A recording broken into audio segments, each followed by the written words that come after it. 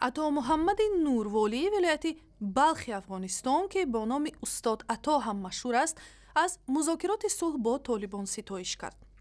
وی روز 19 مارس در شهر مزار شریف گفت اگر سپردن 1، 2 تا 3 وزارتخانه برای طالبان بتواند سبب ختم جنگ در افغانستان شود، از آن استقبال میکند. اما با گفته عطا محمد نور نباید مذاکرات با طالبان دستاوردهای 13 ساله کشور از جمله حقوق زنان و آزادی بیان را از بین برد.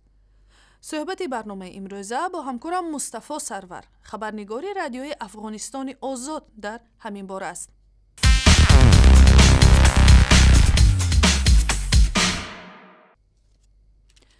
مصطفی سلام، اول درباره جزئیات صحبت‌های عطا محمد نور میگفتید؟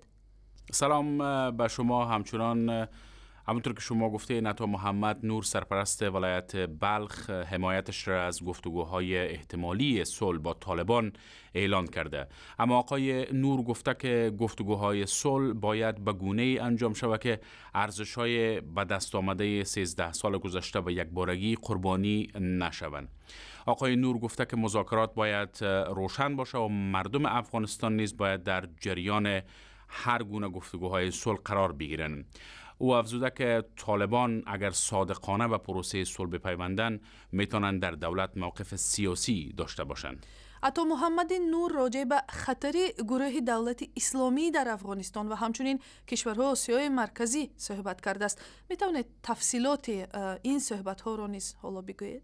با اساس گزارش خبرنگار رادیو آزادی در مزار شریف، آقای نور در مورد سربازگیری گروه موسوم به دولت اسلامی یا داعش نیز ابراز نگرانی کرده و گفته که برنامه بزرگ سیاسی به حمایت منطقه مطرح است و داعش بیشتر ترکمنستان را از خاک افغانستان تهدید میکنه. آقای نور از حکومت ترکمنستان خواسته که در حفظ سرحداتش مواظب باشه. نور از تلاش‌ها برای ورود گروه‌های مسلحانه به کشورهای آسیای مرکزی خبر داده و گفته که اکنون صدها خانواده در بدخشان و قسمت‌های از فاریاب در افغانستان جاسازی شدند که خطر امنیتی جدی پنداشته میشن. تشکر. همکارم مصطفی سرور از رادیوی افغانستان آزاد با ما صحبت میکرد.